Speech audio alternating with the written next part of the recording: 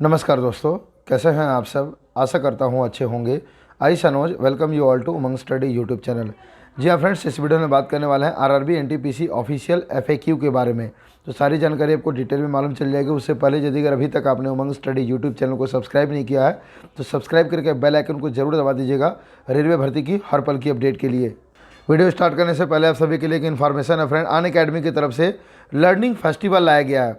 इस learning festival में खास क्या है फ्रेंड और स्पेशल क्या है कि पहली बार अनअकैडमी की तरफ से इतना कम प्राइस में 45 डेज का प्लस सब्सक्रिप्शन आप सभी को एक्सप्लोर करने का मौका दिया जा रहा है। अब कोई भी प्लेटफॉर्म फ्रेंड्स यदि अगर उनको अपने आप पे ट्रस्ट नहीं रहता है तो कभी भी अपना जो प्राइस है वो बहुत ही ज़्यादा कम करके आपको एक्सप्लोर करने का मौका बिल्कुल भी नहीं देती है।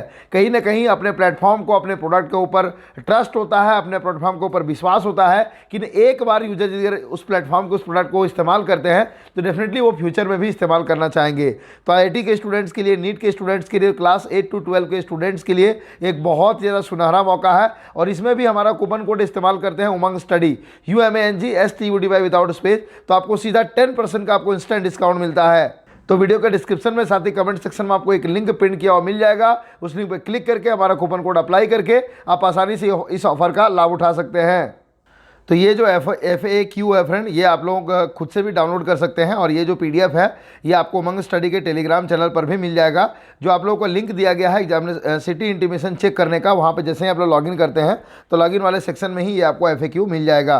तो यहाँ पे सारे प्रश्नों को हम लोग बिल्कुल भी नहीं देखने वाले हैं। कुछ जो इंपॉर्टेंट सवाल है उस पर हमारा मेन फोकस रहने वाला है।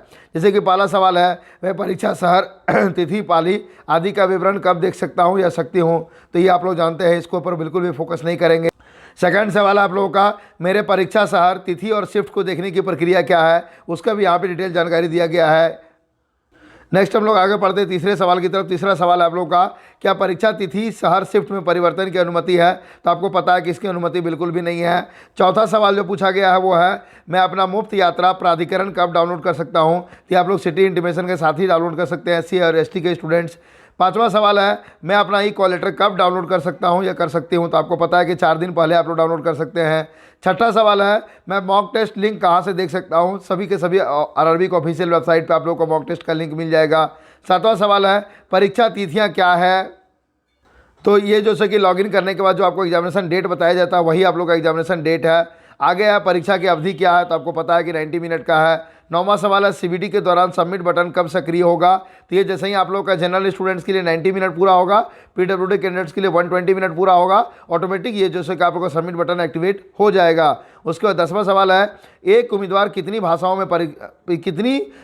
में परीक्षा में शामिल हो सकता है। यहाँ पे स्पष्ट रूप से क्लियर रूप में बता दिया गया है फ्रेंड। उम्मीदवार आवेदन भरने के समय चुनी गई भाषा में और अंग्रेजी भाषा में प्रश्न देख सकते हैं। यदि अंग्रेजी भाषा को चुना जाता है तो प्रश्न पत्र केवल अंग्रेजी भाषा में ही देखा जाएगा। यहीं पे स्टूडेंट से मिस्टेक हुआ है कि स्टूडेंट लोगों ने फॉर्म भरते टाइम लैंग्वेज चूज किया था, वो लैंग्वेज इंग्लिश चूज कर लिया था। इसीलिए स्टूडेंट्स को केवल और केवल जैसे कि आप लोगों को इंग्लिश लैंग्वेज में ही क्वेश्चन देखने को मिलेगा। इसलिए सभी स्टूडेंट्स से रिक्वेस्ट है कि आप लोग जैसे कि जो हेल्प डेस्क का लिंक प्रोवाइड करवाया गया इस लिंक पे क्लिक करके ज़्यादा से ज़्यादा अपने ग्रेवर आंसर्स को जैसे कि आप लोग वहाँ पे दर्ज करें आरआरबी के सामने में। उसके बाद अगले सवाल की हम लोग बात करते हैं। 11वां सवाल, परीक्षा में प्रश्नों की संख्या कितनी होगी। तो ये आप लोग का 120 होगा। 12वां सवाल है, क्या कोई नेगेटिव मार्किंग है, यदि हाँ तो कितने अंक काटे जाएंगे। आपको पता है कि 1/3 नेगेटिव है।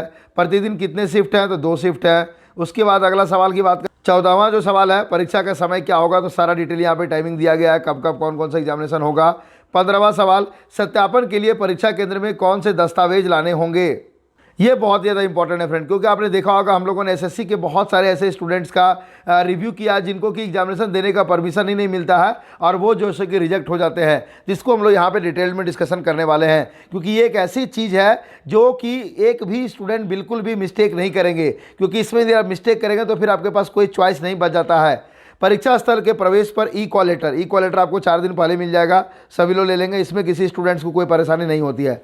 कलर पासपोर्ट साइज फोटोग्राफ, ये भी आप लोग ले लेंगे। इसमें एक बात का आप लोग ध्यान रखेंगे कि जो आपका कलर पासपोर्ट साइज फोटोग्राफ होगा उसके लिए एक इंपॉर्टेंट इंस्ट्रक्शन है कि यहाँ देखिए, कोविड स्व घोषणा पत्र के साथ कॉल लेटर में फोटो और उम्मीदवार द्वारा लाए गए रंगीन पासपोर्ट साइज फोटो उम्मीदवार के वास्तविक चेहरे से मेल खाना चाहिए।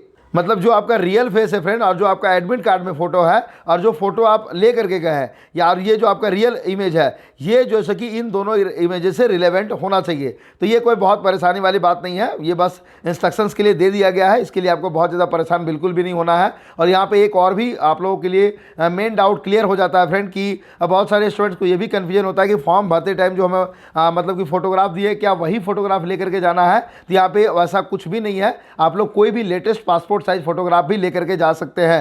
यदि अगर वैसा होता तो यहाँ पे मेंशन कर दिया जाता कि जो फॉर्म आपने एप्लीकेशन फॉर्म के टाइम दिया है, जो फोटो, वही फोटो आपको लेकर के जाना है। तो ऐसा कुछ भी नहीं है। इसको कोई कन्फ्यूजन होगा तो ये कन्फ्यूजन को दूर कर लीजिएगा।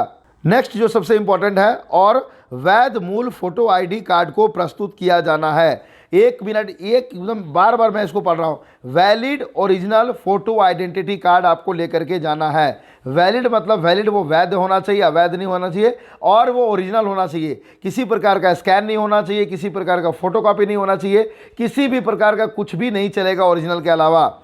आधार कार्ड को गुड गवर्नेंस रूल 2020 के तहत आधार सक्षम बायोमेट्रिक सत्यापन हेतु लाना है। आधार कार्ड मस्ट है, सभी स्टूडेंट्स को लेकर के जाना है, क्योंकि आधार इनेबल्ड बायोमेट्रिक वेरिफिकेशन के थ्रू सभी स्टूडेंट्स का फिंगर लिया जाएगा, और उसमें आधार में जो भी आपका डेटा है उसके डेटा के साथ मैच किया जाएगा कि आप वही कैंडिडेट हैं या नहीं है।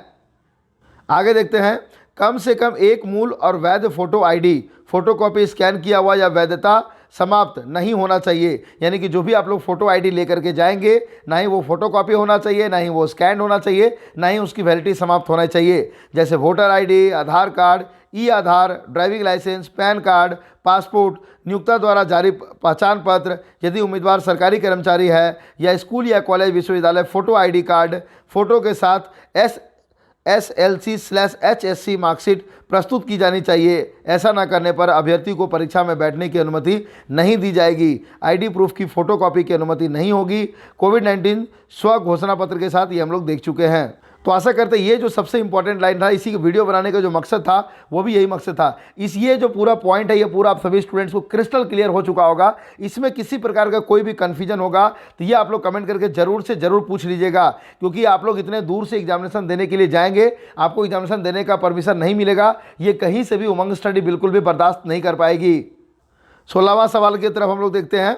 तो फ्री ट्रैवल अथॉरिटी के खिलाफ टिकट बुक करने के लिए मुझे कौन से दस्तावेज ले जाने चाहिए? तो उसके साथ जो भी एप्लीकेशन फॉर्म डालते टाइम जो भी आपने मूल जाति प्रमाण पत्र और साथ में जैसे कि मूल आईडी लेकर के जा सकते हैं। ओके, उसके बाद 17वां है, परीक्षा परिसर में किन वस्तुओं पर प्रतिबंध है?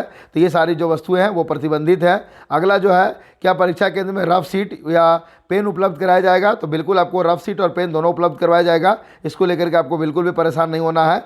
नेक्स्ट सवाल है आप लोगों के लिए, ऐसी कौन सी अनधिकृत गतिविधियां हैं जो परीक्षा के दौरान नहीं की जानी चाहिए? तो ये जो भी एक्टिविटीज़ यहाँ पे मेंशन है, इसमें से कोई भी एक्टिविटी में आपको बिल्कुल भी इन्वॉल्व नहीं होना है। ओके, और आगे कुछ सवाल है पीडब्ल्यूडी कैंडिडेट्स के लिए, क्या परीक्षा के दिन स्क्राइब को बदला जा सकता है? तो बिल्कुल बदला जा सकता है। उसके बाद 21वां सवाल है, क्या CN1 2019 अधिसूचना के लिए आवेदन करने वाला कोई अभ्यर्थी किसी पीडब्ल्यूडी उम्मीदवार के लिए स्क्राइब हो सकता है? तो नहीं, बिल्कुल भी नहीं हो सकता है। जो भी NTPC का एप्लीकेंट है वो किसी अदर स्टूडेंट्स के लिए स्क्राइब नहीं बन सकता है। 22वां सवाल है, मैंने आवेदन करते समय स्क्राइब का विकल्प नहीं चुना है, क्या मैं परीक्षा के दिन एक स्क्राइब का उपयोग कर सकता हूं या सकती हूं? तो आप बिल्कुल कर सकते हैं, इसमें कोई दो राय वाली बात नहीं है। उसके बाद जो 23वां सवाल है, क्या दिव्यांग उम्मीदवारों को मुफ्त यात्रा पास दिया जाएगा? तो नहीं, दिव्यांग उम्मीदवारों को नहीं दिया जाएगा, लेकिन हाँ वैसे दिव्यांग जो SC ST हैं तो वैसे लोगों को मुफ्त ट्रैवल पास मिलेगा। उसके बाद अगला सवाल हम लोग देखते हैं 24वां, क्या स्क्राइब फ्री ट्रैवल अथॉरिटी के लिए पात्र हैं? तो नहीं, जो उनके स्क्राइब होंगे वो फ्री ट्रैवल अथॉरिटी के लिए नहीं होंगे। 25वां सवाल है, गूगल लिंक काम नहीं कर रहा है, मुझे क्या करना चाहिए? गूगल लिंक काम नहीं कर रहा है तो ऐसी स्थिति में गूगल मैप पे जाकर के आप उस लोकेशन को सर्च कर सकते हैं। गूगल मैप केवल आपके रेफरेंस के लिए दिया गया है, ये केवल जो कोई एक वैलिड वो नहीं है। 26वां सवाल, CBT के लिए पाठ्यक्रम और सेक्शन वाइज अंक क्या है? तो इसके लिए आपको ऑफिशियल नोटिफिकेशन विजिट करना है। नेक्स्ट सवाल है आप लोगों का 27वां, CBT के लिए कोविड-19 दिशा निर्देश का क्या पालन करना है? तो जिन भी स्टेट्स के द्वारा जो गाइडलाइंस होगा उसको आपको फॉलो करना होगा। उसके बाद हम लोग चलते हैं नेक्स्ट सवाल की तरफ।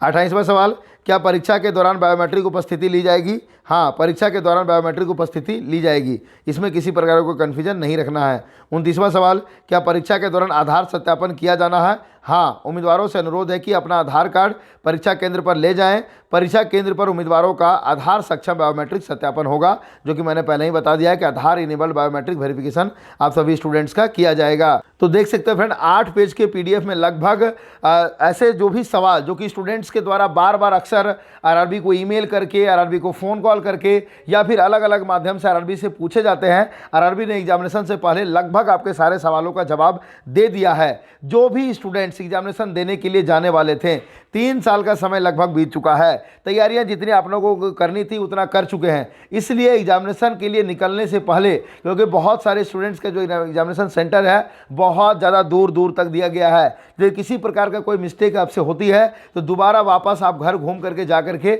आपके पास कोई चॉइस नहीं होगा कि कोई डॉक्यूमेंट छूट गया है तो डॉक्यूमेंट आप आकर के लेकर के आ पाएंगे। इसलिए उतना जिस दिन आप निकलने वाले हैं उस दिन का इंतजार बिल्कुल छोड़ दिए आप, बल्कि मैं तो कहूँगा कम से कम डॉक्यूमेंटेशन वाली जो प्रक्रिया है वो आप आज ही पूरी कर लीजिए और अपना जो बैग पैक है वो आज ही कर लीजिए, एटलीस्ट प्रॉपर डॉक्यूमेंट्स के साथ। तब तक के लिए जय हिंद, जय भारत।